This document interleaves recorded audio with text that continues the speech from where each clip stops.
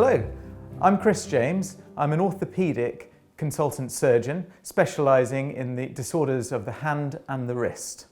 Carpal tunnel syndrome is an extremely common condition affecting vast proportions of the population.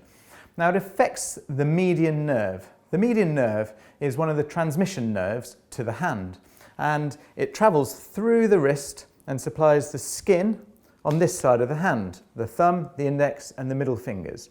It also supplies some muscles to the hand. Now, there's a tight tunnel that the nerve travels through, and when that tunnel becomes compressed, it can cause transmission problems to both the skin, causing symptoms such as fuzziness, pins and needles, and it can cause weakness to the muscles in the hand.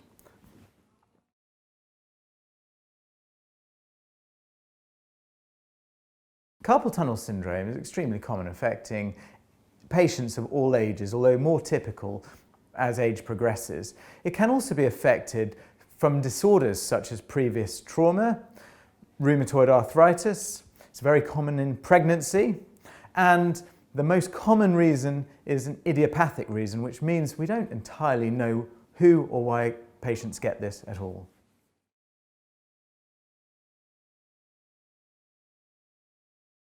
Early symptoms of carpal tunnel syndrome may be a slight pins and needles or fuzziness to the fingers, as mentioned in the thumb, the index finger, the middle finger, and sometimes a portion of the ring finger.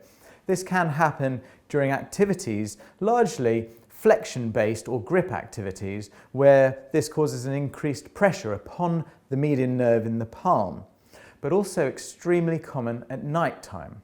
And the symptoms patients typically present with are waking up early in the morning with fuzziness and sometimes pain in this distribution of the hand, maybe needing to shake the hand to get it going, and that's one of the commonest things that I hear.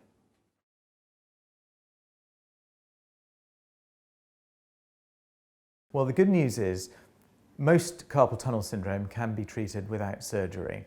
In the early initial stages, I would ask patients to modify their activities, the things that are upsetting it, to maybe minimise.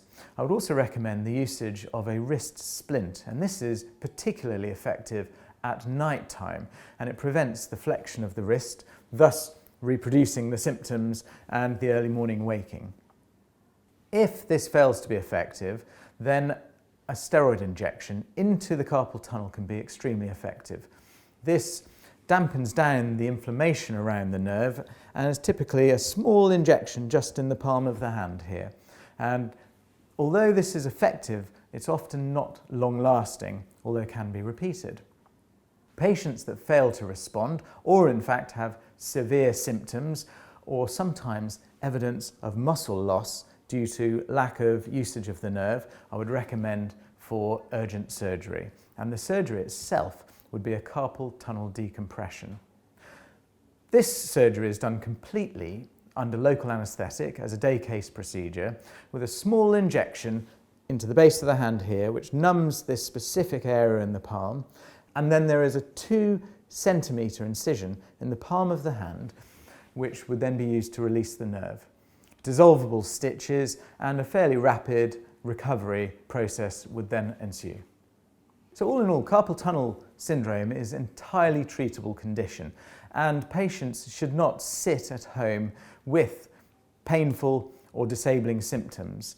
Come to the One Hospital and we can see, diagnose and treat your condition.